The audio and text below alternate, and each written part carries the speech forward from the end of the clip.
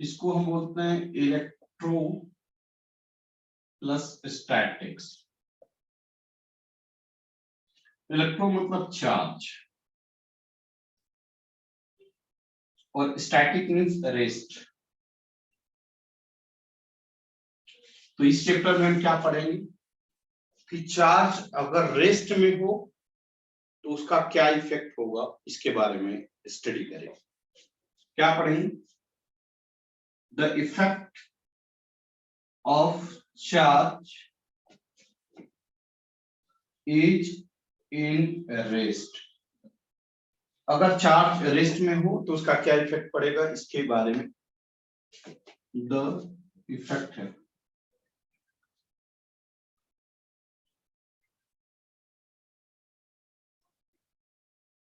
The effect of charge is in rest. इस chapter में हम यही पढ़ेंगे। बढ़ो आगे।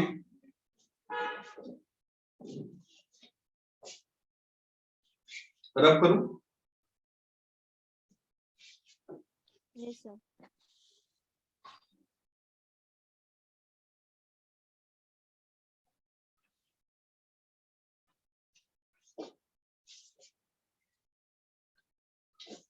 चार्ज दो तरह का होता है, एक होता है पॉजिटिव चार्ज और एक होता है नेगेटिव चार्ज। पॉजिटिव चार्ज का मतलब होता है डिफिशियंसी ऑफ इलेक्ट्रॉन, मतलब इलेक्ट्रॉन की कमी। क्या होता है? इलेक्ट्रॉन की कमी। हाँ, डिफिशियंसी ऑफ इलेक्ट्रॉन्स। और नेगेटिव चार्ज का मतलब होता है एक्सेस ऑफ इलेक्ट्रॉन।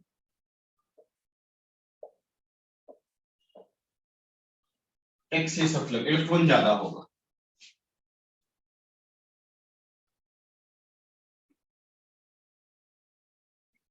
ठीक, मतलब जैसे मान लीजिए एक कोई एलिमेंट है और इसमें नंबर ऑफ प्रोटॉन 10 है, तो सेम नंबर ऑफ इलेक्ट्रॉन भी 10 होंगे। हाँ या ना? कोई डाउट? No sir. और प्रोटॉन हमेशा किसी भी एलिमेंट का न्यूक्लियस में होता है। कहाँ होता है? न्यूक्लियस। कहाँ होता है? न्यूक्लियस में। तो प्रोटॉन का एक्सचेंज नहीं होता है। नेवर एक्सचेंज ऑफ प्रोटॉन, ये लिख लेना। Never exchange of proton.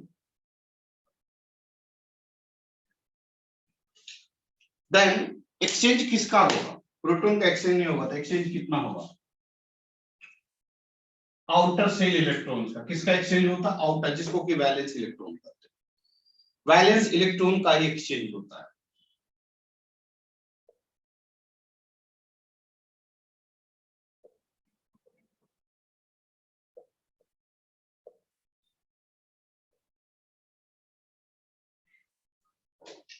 अगर एक इलेक्ट्रॉन इसमें से बाहर निकल गया, जंप कर गया, तो इसमें यहां पे कितना इलेक्ट्रॉन बच गया? 9। ध्यान देना, 9 इलेक्ट्रॉन। तो इस केस में यह ए कैसा बन गया? ए जो बन गया वो 10 प्रोटॉन बच गया और ये 9 इलेक्ट्रॉन। हाँ या ना?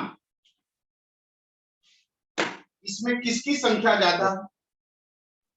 प्रोटॉन्स की। इसलिए यह ए प्लस होता है।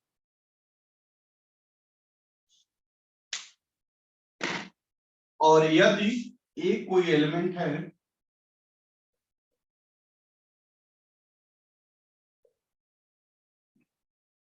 मैं इसको रफ कर दूं, अगर आप इच्छा हो लिख लिए हो तो। Yes sir.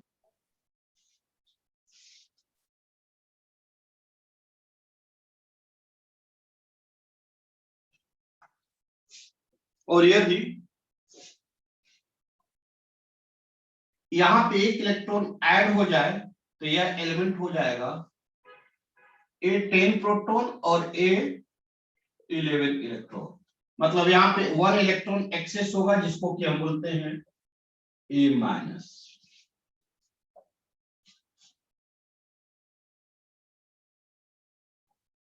उम्मीद कर रहा हूं चार्ज कैसे डेवलप होता है आपको समझ में आ गया होगा।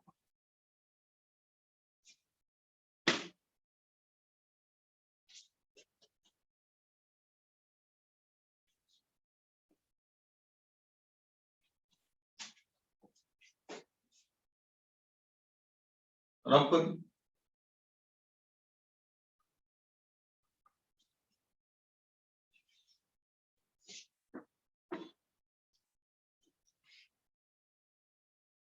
इलेक्ट्रॉन जो होता है, चार्ज ऑफ इलेक्ट्रॉन जो होता है,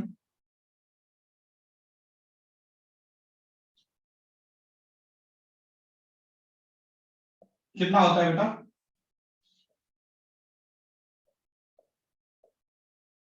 coulomb. Coulomb is the unit of charge.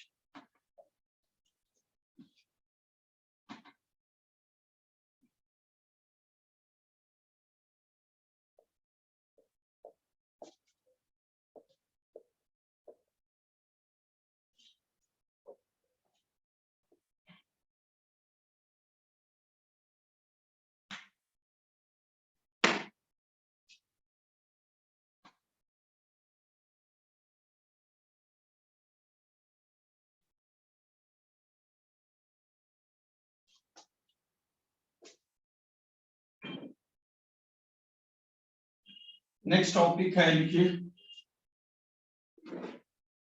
Quantization theorem.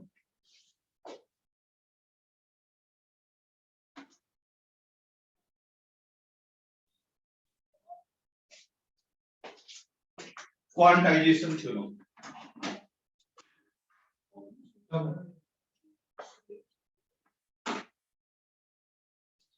Quantization theorem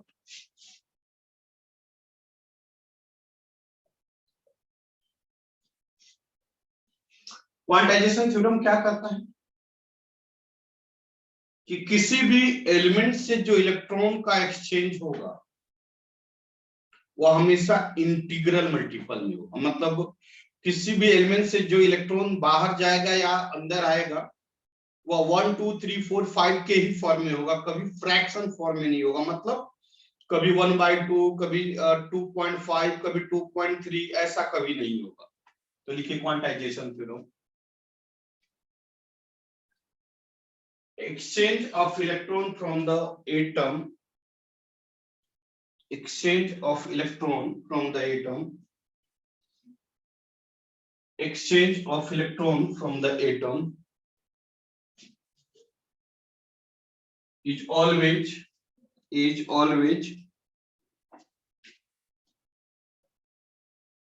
integral multiple, is always integral multiple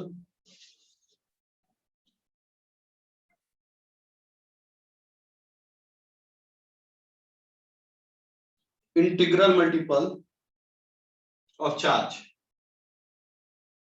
electron, sorry, integral multiple of electron, that is charge Q equal to plus or minus n into E. E means electron, where n equal to integers, means 1 2 3 4 5 dot dot dot.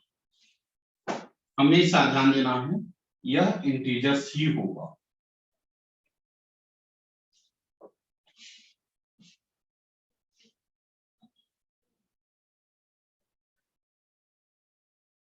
Clear हुआ?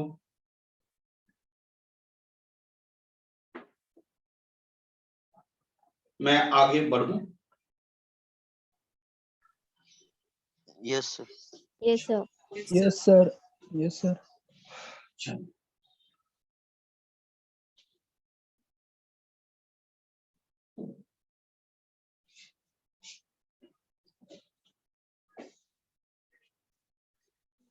बेटा रे, एक electron पे कितने charge होते हैं? Charge of electron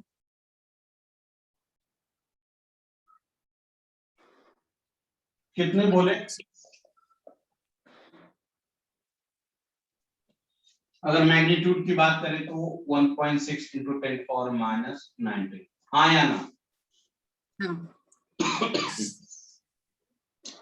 तो question यह है कि एक कूलम में कितने इलेक्ट्रॉन्स होंगे, देखिएगा।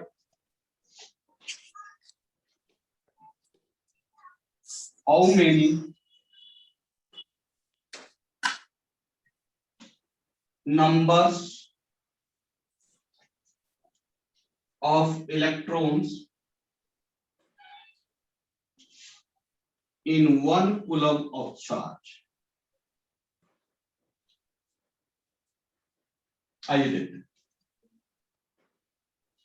आपने बोला Q equal to N into E, यही बोला ना बेटा, हाँ या ना? आपको Yes, क्या sir. निकालना है? N, कितने नंबर्स ऑफ इलेक्ट्रॉन्स हैं एक कूलम के चार्ज में, मतलब N इक्वल टू व्हाट, जब चार्ज कितना होगा 1 कूलम, चार्ज 1 कूलम, देखिए यहाँ पे लिखा हो 1 कूलम। और इलेक्ट्रॉन का चार्ज क्या होता है? 1 माइनस होता है, मैग्नीट्यूड की बात करेंगे तो प्लस होगा। क्लियर हो रहा है? ये बातें क्लियर हो रही हैं? एक कूलम चार्ज में कितने इलेक्ट्रॉन होंगे? कैसे फॉर्मूला क्या हो जाएगा? Q equal to N E, N equal to Q by E, सही लिखा हूं? Q कितना है? 1 कूलम, और E चार्ज ऑफ इलेक्ट्रॉन कितना है?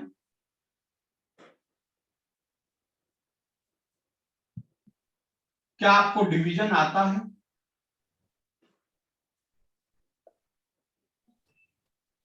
क्या आपको डिवीजन आता है? 1 डिवाइडेड बाई 1.6 कितना आएगा, बता दीजिए।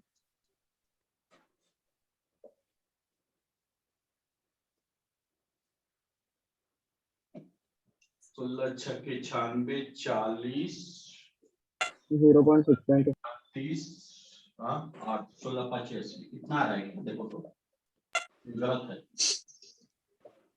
0.62. सही है, 0.62. 0.62. सही है, Yes, सही है क्या? Yes, sir. आप इसको क्या Yes, लिख sir. सकते हो?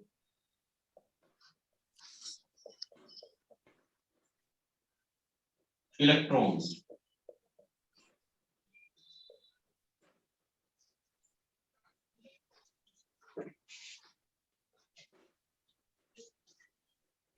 hence number of electrons in 1 coulomb each कितना होगा? hence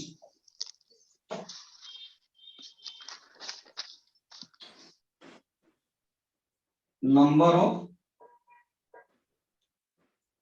electrons in 1 coulomb each कितना है बेटा?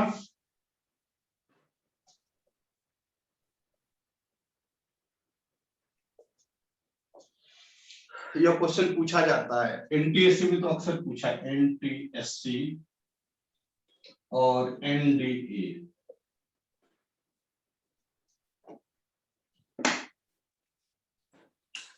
आज पता नहीं क्यों मेरा गला दर्द कर रहा है सुबह से। Capsule खाओ sir. और सिर्फ ना ठंडा थोड़ा मौसम हुआ इस वजह से। अभी आप लोग के बाद भी एक लेक्चर है 11th में 10:30 बजे से, आज रखा हूँ क्योंकि मैथ वाले सर एब्सेंट है, उनकी जगह पे मैं ले रहा हूँ।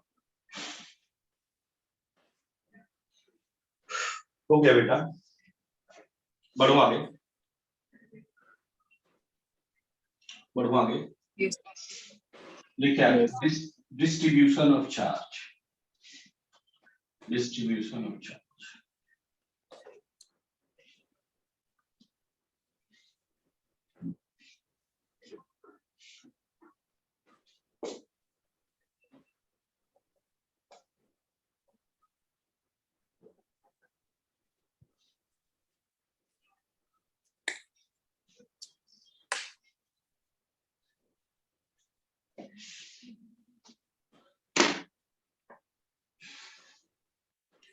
क्या मैं ये समझूं कि आप लोग 11th में थोड़ा बहुत ग्रेविटेशन पढ़े हैं?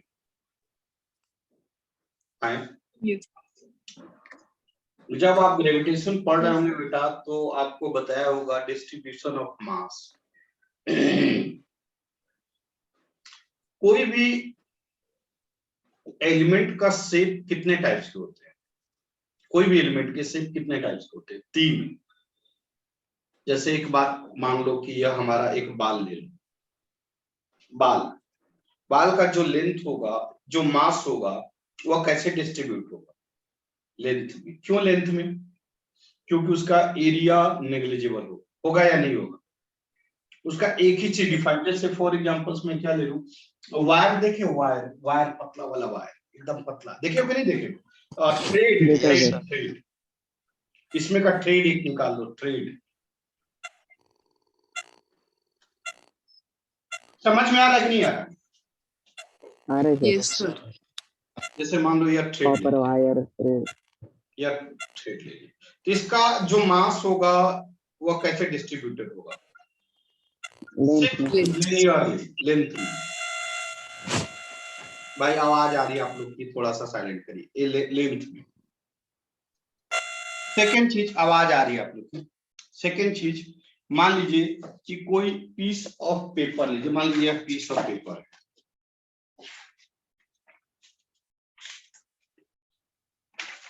आत्मा मलिक का ही पेपर है मेरे पास, गलती से देखो, यह पीस ऑफ पेपर है ना? Yes sir. यह पीस ऑफ पेपर, इस पीस ऑफ पेपर का जो मास है कैसे डिस्ट्रीब्यूटेड है? एरिया में। कैसे? एरिया में। क्योंकि इसका थिकनेस कितना है? नेग्लिजिबल। कितना है? नेग्लिजिबल। समझ में आया क्या? Yes sir. देखो आत्मा मलिक के बच्चों, देखो यहाँ पे आत्मा मलिक लिखा हुआ है। Yes sir. आगे बढ़ो। तो मास ऑफ एनी एलिमेंट, पहला चीज क्या सीखे कि लेंथ में डिस्ट्रीब्यूटेड होगा, सेकेंड चीज एरिया में, और थर्ड चीज, मान लीजिए इसका मास की बात करें, इसका देखिए तो यह एरिया हो गया, हाँ या ना, और यह हाइट हो गया, यह हाइट हो गया। यस। एरिया इंटू हाइट क्या कहलाता है? वॉल्यूम। क्या कहलाता है? वॉल्यूम। तो जैसे मास 3 पार्ट में डिस्ट्रीब्यूट है, उसी तरह चार्ज भी 3 पार्ट में डिस्ट्रीब्यूट होता है। कौन कौन? लीनियरली,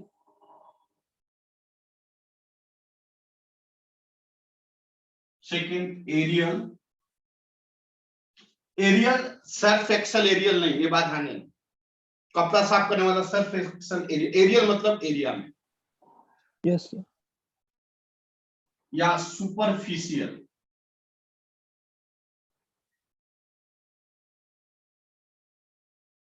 सुपरफिशियल, और थर्ड वॉल्यूमेट्रिक। लिखते चलिए।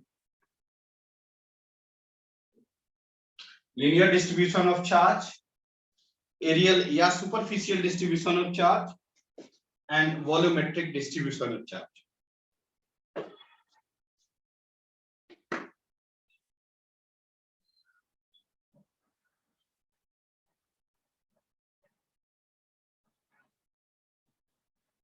देखिए, a linearly distribution of charge, a linearly distribution of charge,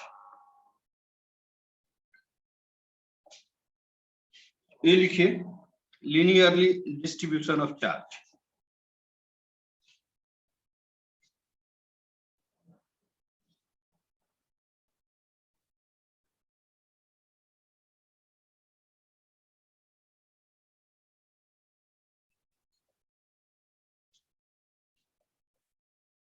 जिसको कि लैम्डा से इंडिकेट कर,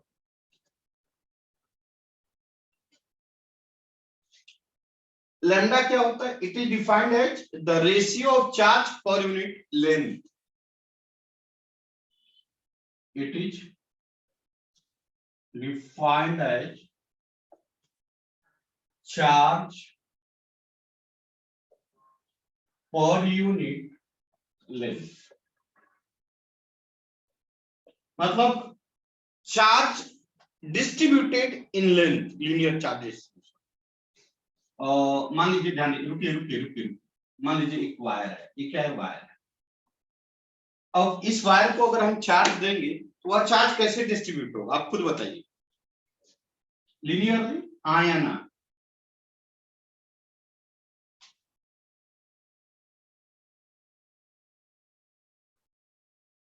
क्या सभी बच्चे को समझ में आ रहा?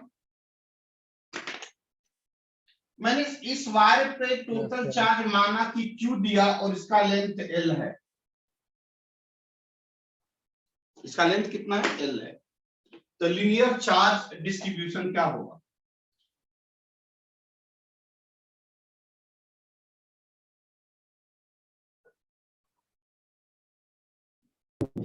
Q by L.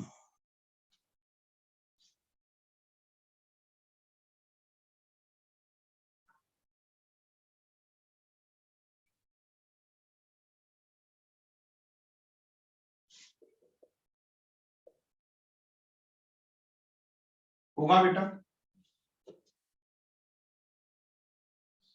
लैम्डा का यूनिट क्या होगा?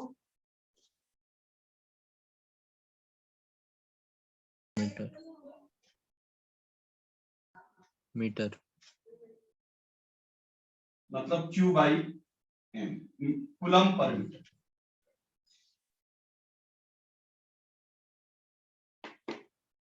लिख लिए?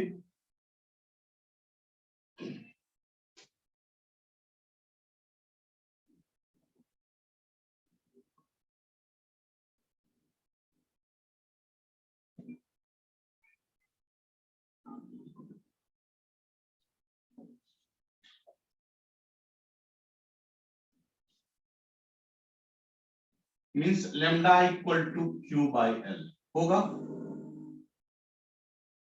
तो Q इक्वल टू क्या हो जाएगा बेटा, लिख सकते हैं, लिख सकते हैं। Yes, sir. तो partially differentiate on both side,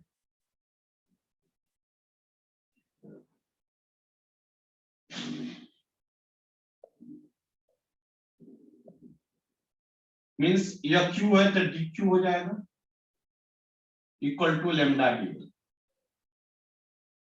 dQ मतलब वेरी वेरी स्मॉल, देखिए डायग्राम से हम समझाते हैं।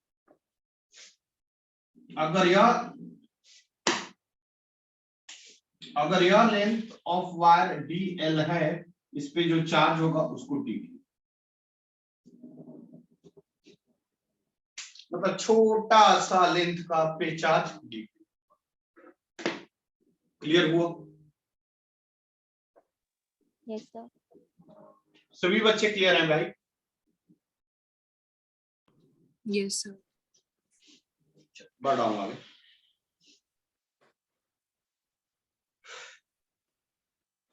नेक्स्ट लिखिए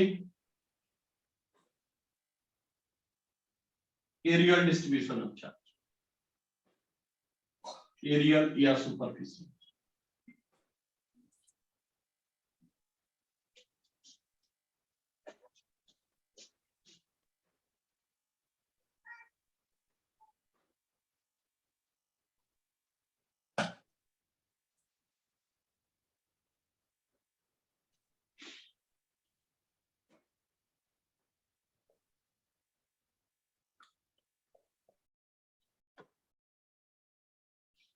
क्या डिफिनीशन होगा?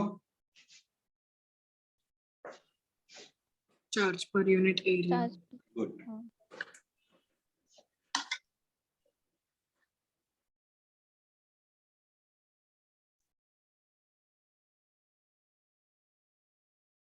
Distribution of charge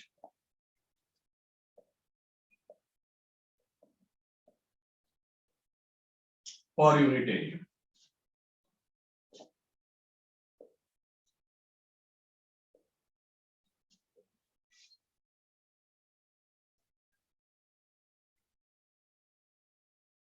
ये शीट है, कोई मेटालिक शीट है,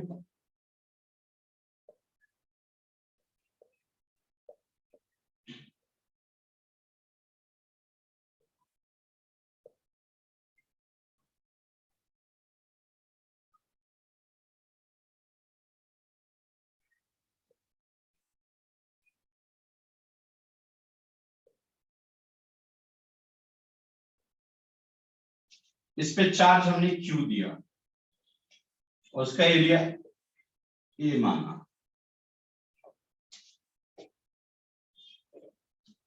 इसको हम सिग्मा से इंडिकेट करते हैं, कैसे? सिग्मा से।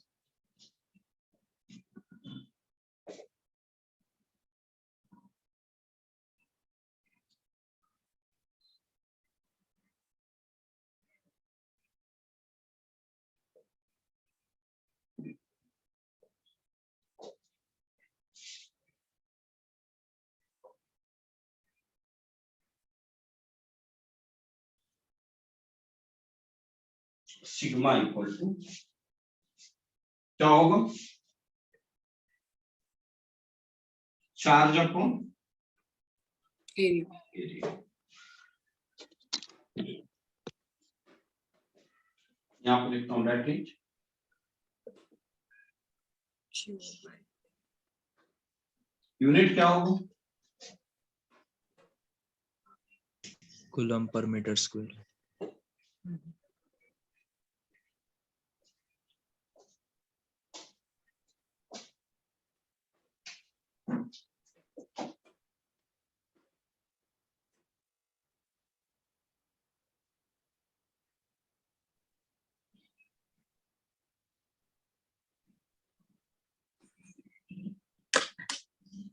पढ़ू आगे बेटा। Yes. रब करो।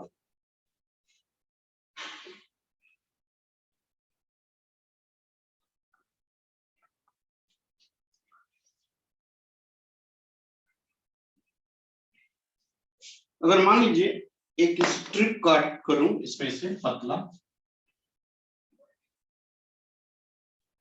और देखूं कि इसका इस पे कितना चार्ज है, तो इसका एरिया DA होगा, हाँ या ना? और इसमें जो चार्ज होगा इसको हमने बोला DQ। तो देखिए तो आपने अभी बोला, यही बोला था बेटा, हाँ या ना? Yes, sir. Q equal to sigma into A लिख सकते हैं, पार्शियली डिफरेंस।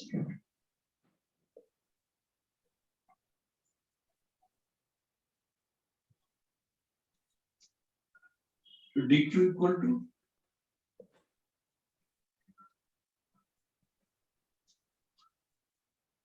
हो जाएगा।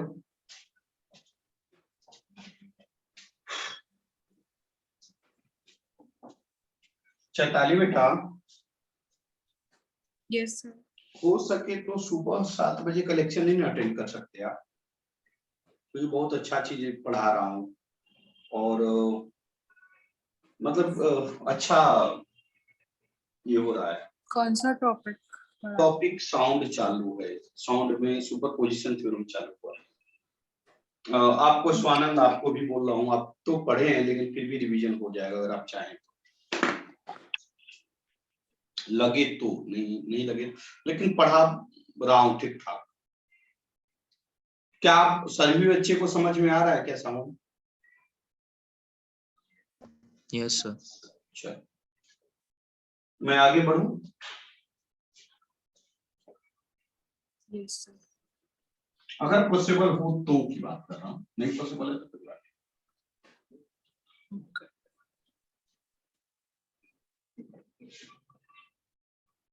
नहीं। नेक्स्ट टॉपिक क्या है? Volumetric. Volumetric distribution of charge, rho. किसे कहते हैं?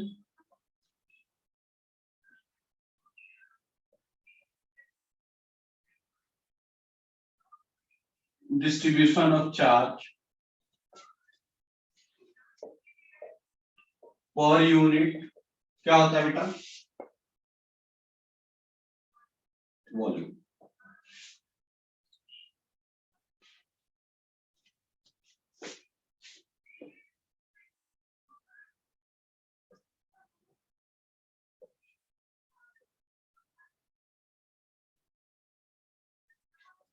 Volumetric distribution of charge.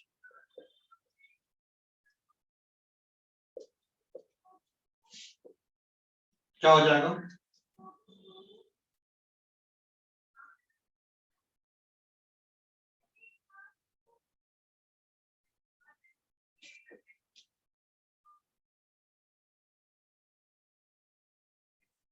Q by V।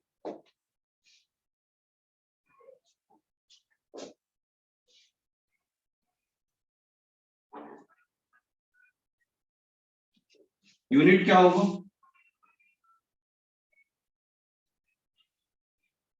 Coulomb upon meter cube. हो गया?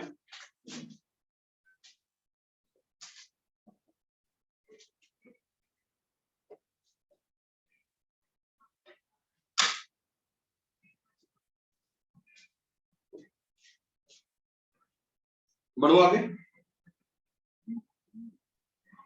Yes, sir. Yes, sir.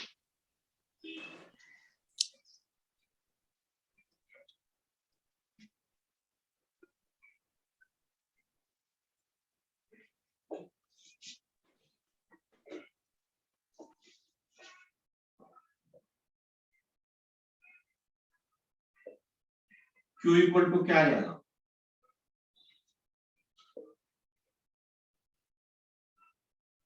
Partially differentiate on both।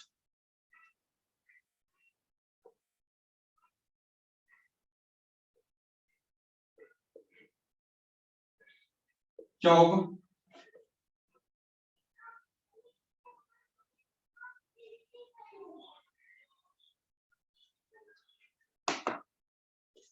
लिख लीजिए।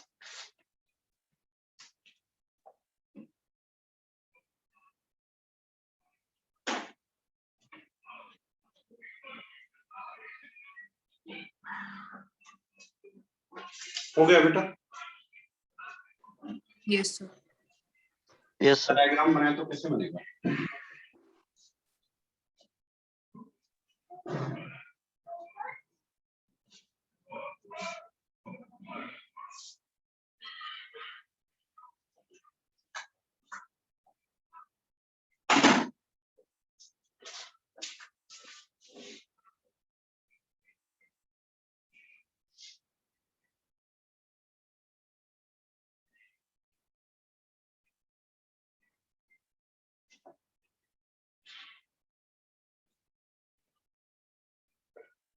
बनाए डायग्राम।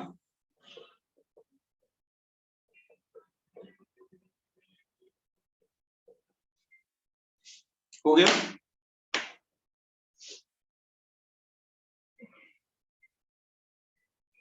आज रिज्वाइन मत होना बच्चे। Okay sir. और थोड़ा सा गला में दर्द है, मैं चल रहा हूँ गलगला करने, ठीक है ना? Yes sir. या